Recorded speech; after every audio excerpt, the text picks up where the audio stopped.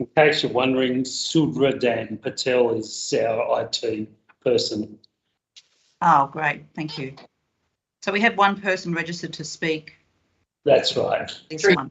Chair, we are now live. I'm admitting Julian Wills into the meeting. Thanks, Dawson. Thank you. Well, I will formally open this evening's meeting of Bayside Council's local planning panel. Just some introductory comments before we start. So the purpose of the Bayside Planning Panel is to deal with planning proposals of any scale and value and to determine development applications where the value is less than $30 million, where there's a potential conflict of interest, it's contentious development, there's a substantial departure from development standards, or where it is sensitive development. Council no longer considers these development applications. In particular, the panel must consider development applications which have attracted 10 or more unique objections in a public meeting. So this is a public meeting. Others can be considered outside of a public meeting, and all decisions are published on Council's website, normally within 10 days. This public meeting is being recorded and is live streamed to Council's YouTube page. The recording is an official record of Council and may be available to persons upon request in accordance with Freedom of Information legislation. Applicants and members of the public that have registered to speak will be asked to unmute their phone or computer at the relevant time to address the panel and to answer any questions. Alternatively, members of the public may have registered for the meeting by making a written submission which have been provided to the panel members. And once the panel has heard from all of the speakers, including applicants, we will adjourn the meeting to consider our decision. And as previously mentioned, all decisions of the panel are published on Council's website.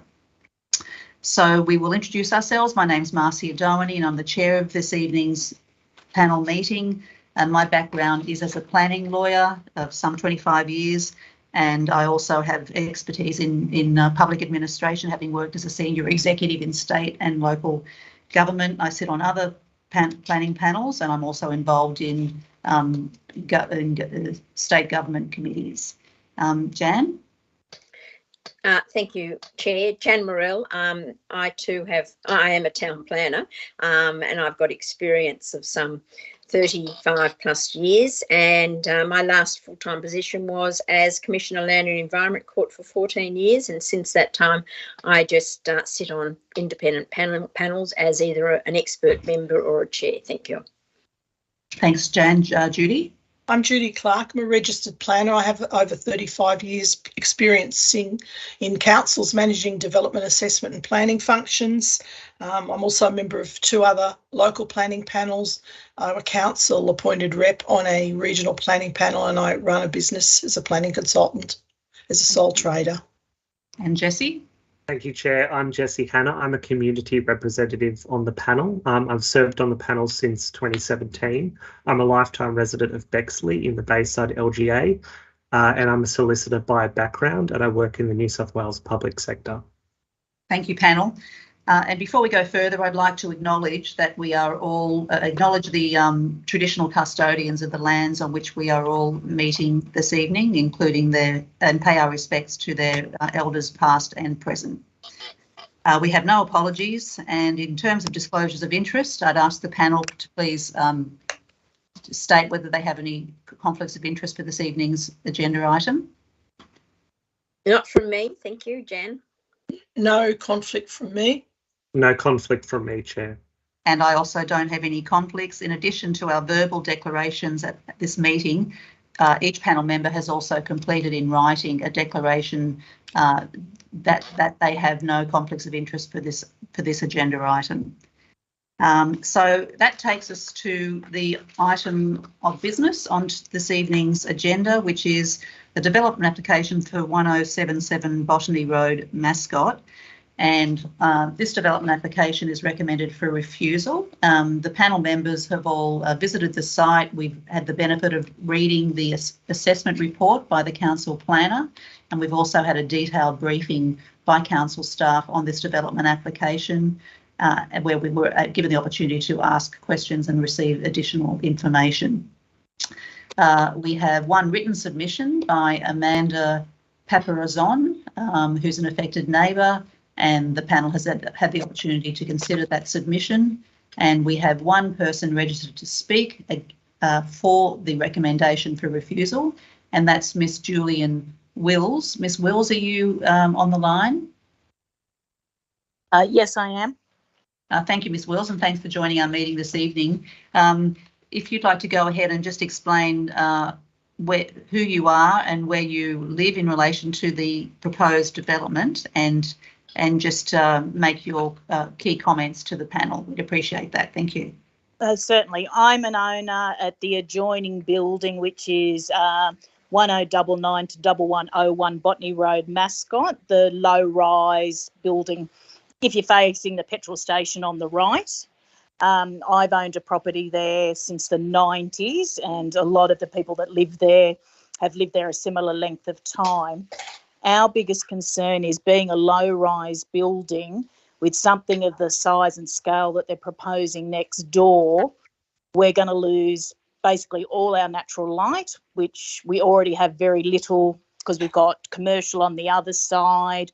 Plus, we've got massive trees at the front that take away most of our sunlight. And we're also definitely concerned, all the owners, about the loss of privacy as well, because that building is just going to tower over ours and basically look into our common areas and into quite a few of the units themselves. So for us, we already have issues with darkness in quite a few of the units because of where we are and the low rise that we are.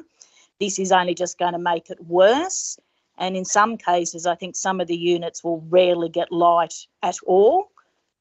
And it will just make those places horrible to live in for those residents. And being long-term residents, a lot of them in the area, they shouldn't have to move just for something like that.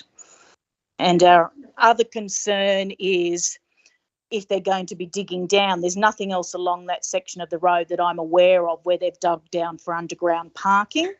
So we're concerned what they're going to find when they dig down, as ours is an older building, whether it might actually affect our building structurally wise.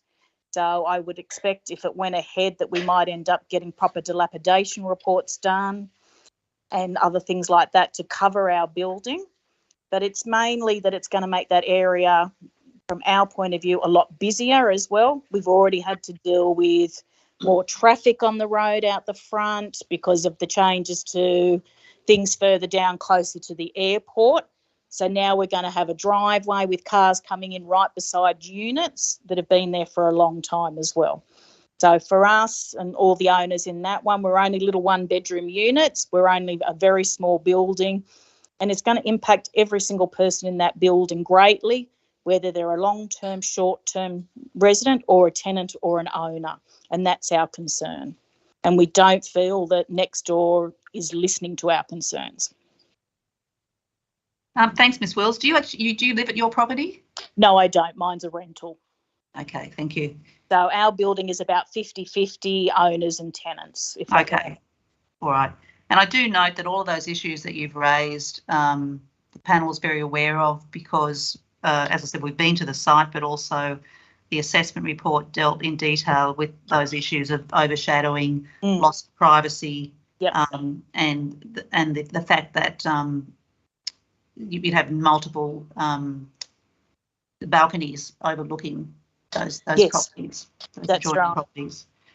Panel, any questions or comments for Ms. Wills? No, thank you. Nothing from me. No, nothing from me either. Okay, thanks, panel. Well, Ms. Wills, we will have regard to your comments and thank you again for attending this evening. And the panel will be making its decision after the meeting, and that decision will be placed onto Council's website within the next few days. Thank you. I appreciate you listening to our concerns. And thank you for sharing them with us. Thank you.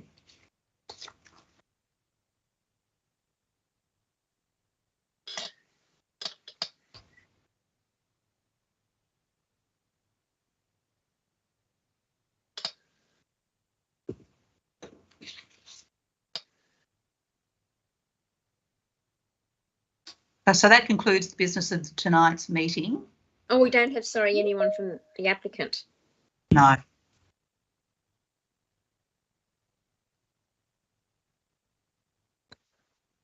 So that concludes the business of tonight's meeting. I'll just wait to hear when the live stream